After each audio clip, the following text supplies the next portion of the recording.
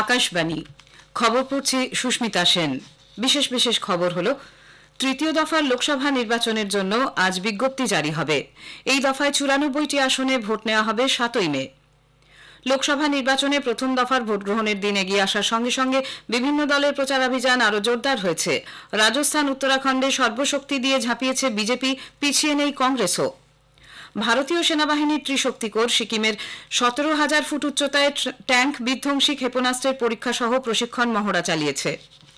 প্রধানমন্ত্রী তাপপ্রবাহজনিত পরিস্থিতি মোকাবিলার প্রস্তুতি খতিয়ে দেখেছেন। হরিয়ানার মহেন্দ্রগড়ে স্কুল বাস দুর্ঘটনায় ৬ পড়ুয়ার মৃত্যুতে বেসরকারি স্কুলটির প্রিন্সিপাল, সেক্রেটারি এবং বাস চালককে পুলিশ গ্রেপ্তার করেছে। আইপিএল ক্রিকেটে মুম্বাই ইন্ডিয়ান্স গতকাল ৭ উইকেটে রয়্যাল চ্যালেঞ্জার্স ব্যাঙ্গালোরকে পরাজিত করেছে। আসছি বিস্তারিত খবরে। তৃতীয় দফার লোকসভা নির্বাচনের জন্য আজ বিজ্ঞপ্তি জারি হবে। এই দফায় ১০টি রাজ্যে ৯৪টি আসনে ভোট নেওয়া হবে ৭ই মে। এর মধ্যে রয়েছে গুজরাটের ২৬টি আসনের সবকটি, কর্ণাটকের ১৪, মহারাষ্ট্রের ১১, উত্তরপ্রদেশের ১০, মধ্যপ্রদেশের ৮, ছত্তিশগড়ের ৭ এবং বিহারের ৫টি আসন। এছাড়াও পশ্চিমবঙ্গ ও আসামে ৪টি করে, গোয়া ও দাদরা নগর হাভেলির ২টি করে এবং দমন ও দিউয়ের এবং জম্মু কাশ্মীরের ১টি করে আসনেও ওই দিন ভোট নেওয়া হবে। প্রার্থীর মৃত্যুর কারণে মধ্যপ্রদেশের বেতুল লোকসভা কেন্দ্রের স্থগিত থাকা নির্বাচনী বিজ্ঞপ্তিও আজ জারি হচ্ছে। দ্বিতীয় দফায় এই আসনে ভোট হওয়ার কথা ছিল। তৃতীয় দফায় মনোনয়ন দাখিল করা যাবে এ মাসের ১৯ তারিখ পর্যন্ত। লোকসভা নির্বাচনে প্রথম দফার ভোট গ্রহণের দিন এগিয়ে আসার সঙ্গে সঙ্গে বিভিন্ন রাজনৈতিক দলের প্রচারাভিযান আরও জোরদার হয়েছে। রাজনৈতিক দলগুলির শীর্ষ নেতা নেত্রীরা বিভিন্ন রাজ্যে জোরদার প্রচারে অংশ নিচ্ছেন। প্রথম দফায় ১৯ এপ্রিল ২১টি রাজ্য এবং কেন্দ্রশাসিত অঞ্চলের ১০২টি আসনে ভোট গ্রহণ। প্রবীণ বিজেপি নেতা এবং প্রধানমন্ত্রী নরেন্দ্র মোদী বলেছেন, ২০২৪-এর লোকসভা নির্বাচন বিকশিত ভারতের অভিযানে নতুন শক্তি যোগাবে। রাজস্থানের কারাউলিতে গতকাল এক জনসভায় ভাষণ দিতে গিয়ে তিনি বলেন, গত ১০ বছরে বিজেপি সেই সব সমস্যার সমাধান করেছে যেগুলিতে কংগ্রেস হাল ছেড়ে দিয়েছিল। বহু যুগ ধরে কংগ্রেসের স্লোগান ছিল দারিদ্র্য দূর করো, কিন্তু এনডিএ সরকার ২৫ কোটি ভারতীয়কে দারিদ্র্য মুক্ত করেছে। কংগ্রেস কৃষকদের জন্য কিছুই করেনি, কিন্তু বিজেপি সরকার কৃষকদের সমৃদ্ধির লক্ষ্যে কাজ করে চলেছে বলে শ্রী মোদী উল্লেখ করেন। গতকাল এর আগে প্রধানমন্ত্রী উত্তরাখণ্ডের ঋষিকেশে এক নির্বাচনী সভায় ভাষণ দেন। তার সরকারের আমলে দেশের সেনাকর্মীদের জন্য এক পদ এক পেনশন নীতি চালু করা সহ বিভিন্ন উন্নয়নমূলক কাজের খতিয়ান তিনি তুলে ধরেন। কংগ্রেস নেতা রাহুল গান্ধী গতকাল রাজস্থানের অনুপনগরে জনসভায় ভাষণ দেন। তিনি বলেন, দেশের দুটি মূল ইস্যু বেকারত্ব এবং মুদ্রাস্ফীতি, কিন্তু এর চেয়ে অন্য বিষয়গুলিকে বেশি গুরুত্ব দেওয়া হচ্ছে। রাহুল গান্ধী বলেছেন, কংগ্রেস দেশে ক্ষমতায় এলে ৩০ লক্ষ মানুষ সরকারি চাকরি পাবেন।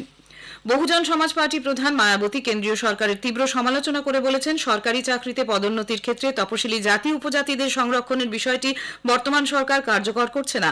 তিনি গতকাল উত্তর নাগপুরের বাইজানবাগ মাঠে জনসভায় ভাষণ দিচ্ছিলেন। প্রথম দফার লোকসভা নির্বাচনের আর মাত্র কয়েকদিন বাকি। রাজস্থানে ভোটারদের মন জয় করতে পূর্ণ শক্তি নিয়ে ঝাঁপিয়েছে বিজেপি এবং কংগ্রেস। প্রবীণ বিজেপি নেতা প্রধানমন্ত্রী নরেন্দ্র মোদী আজ বারমেরে জনসভা করবেন। এই কেন্দ্রের দলীয় প্রার্থী কেন্দ্রীয় প্রতিমন্ত্রী কৈলাস চৌধুরীর সমর্থনে আদর্শ স্টেডিয়ামে আয়োজিত এই জনসভার নাম দেওয়া হয়েছে বিজয় শঙ্খনাদ। সভার পর দৌসায় রোড শো করবেন মোদী। আরও কয়েকটি লোকসভা কেন্দ্রের বিজেপি প্রার্থীদের হয়ে আজ প্রচার চালাবেন দলের তারকা প্রচারকরা। কংগ্রেস প্রার্থীদের হয়ে আলোয়ার ও দৌসায় আজ জনসভা করবেন দলের রাজ্য সভাপতি গোবিন্দ দোতাসারা। প্রাক্তন মুখ্যমন্ত্রী অশোক গেহলট ও প্রাক্তন উপমুখ্যমন্ত্রী সচিন পাইলটও বিভিন্ন জায়গায় কংগ্রেস প্রার্থীদের সমর্থনে প্রচার চালাবেন। নাগাউরে জনসভা করবেন আরএলপি প্রধান হনুমান বেনিওয়াল। ভোটের দিন এগিয়ে আসার সঙ্গে সঙ্গে উত্তরাখণ্ডে বিভিন্ন রাজনৈতিক দলের তারকা প্রচারকরা নিজেদের প্রার্থীদের সপক্ষে ভোটারদের সমর্থন আদায়ের জন্য চেষ্টার কোনো ত্রুটি রাখছেন না। বিজেপি নেতা এবং প্রতিরক্ষা মন্ত্রী রাজনাথ সিং আজ গাড়ওয়াল ও কুমাউন ডিভিশনে পরপর নির্বাচনী সভায় অংশ নেবেন।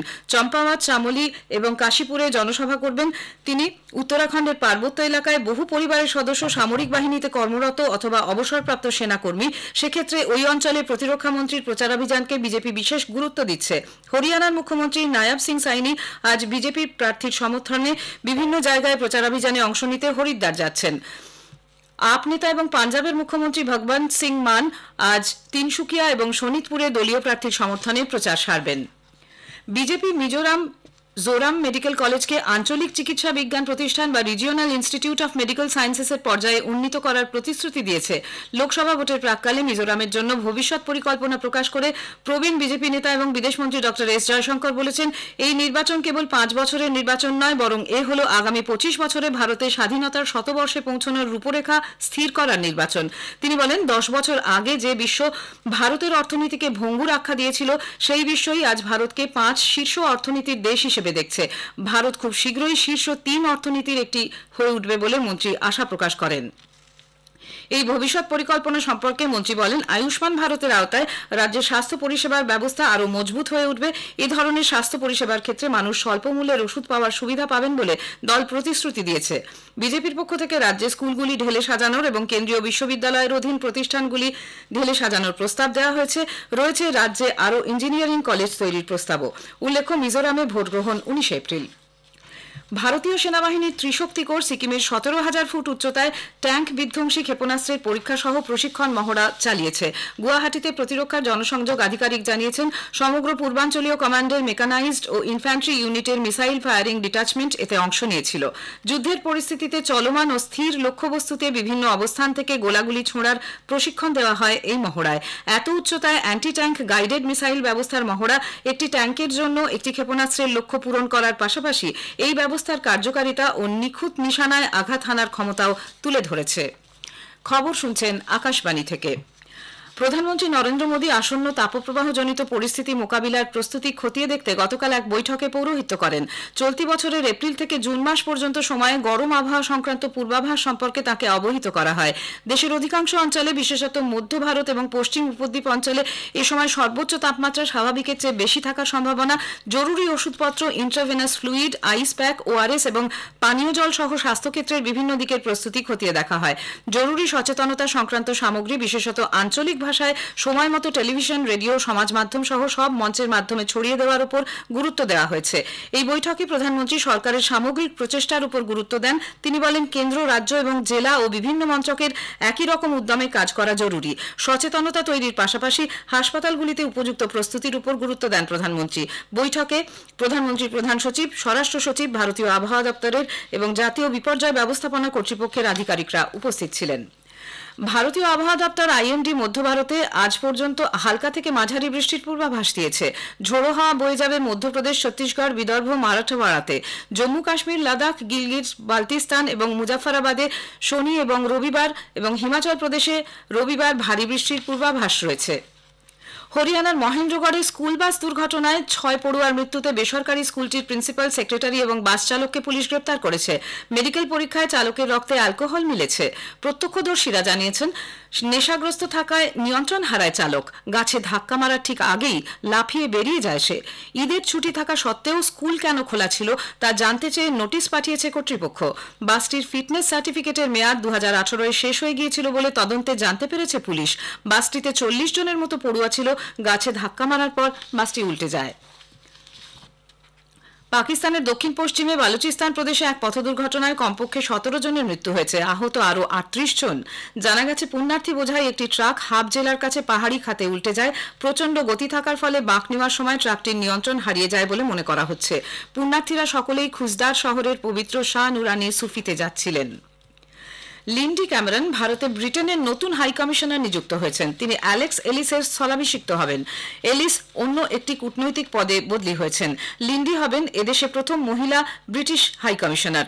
দুটি দেশের মধ্যে দীর্ঘ প্রতীক্ষিত অবাধ বাণিজ্য চুক্তি নিয়ে আলোচনার প্রেক্ষাপটে নিযুক্ত হলেন তিনি। লোকসভা ভোটের ফল প্রকাশ পর্যন্ত এই আলোচনা স্থগিত রাখা হয়েছে। মুম্বাইয়ের ওয়াংখেড়ে স্টেডিয়ামে আইপিএল ক্রিকেটে গতকাল মুম্বাই ইন্ডিয়ান্স 7 উইকেটে রয়্যাল চ্যালেঞ্জার্স ব্যাঙ্গালোরকে পরাজিত করেছে। জয়ের জন্য 197 রানের লক্ষ্য তাড়া করে মুম্বাই ইন্ডিয়ান্স 15 ওভার 3 বলে 3 উইকেটের বিনিময়ে 199 রান করে। এর আগে টসে জিতে মুম্বাই ইন্ডিয়ান্স রয়্যাল চ্যালেঞ্জার্স ব্যাঙ্গালুরুকে ব্যাট করতে পাঠায়। নির্ধারিত 20 ওভারে রয়্যাল চ্যালেঞ্জার্স 8 উইকেটে 196 রান করে।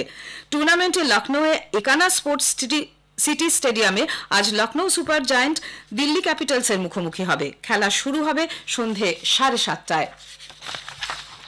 আমেরিকার প্রাক্তন ফুটবল তারকা ওজে সিম্পসন প্রয়াত। ক্যান্সারে ভুগছিলেন তিনি। গতকাল তার জীবনাবসান হয়। বয়স হয়েছিল 76 বছর। শেষ করার আগে খবরের বিশেষ কিছু অংশ আরেকবার। তৃতীয় দফার লোকসভা নির্বাচনের জন্য আজ বিজ্ঞপ্তি জারি হবে। এই দফায় 94টি আসনে ভোট নেওয়া হবে 7ই মে। লোকসভা নির্বাচনের প্রথম দফার ভোট গ্রহণের দিন এগিয়ে আসার সঙ্গে সঙ্গে বিভিন্ন দলের প্রচারাভিযান আরও জোরদার হয়েছে। খবর এখনকার মতো এ পর্যন্ত।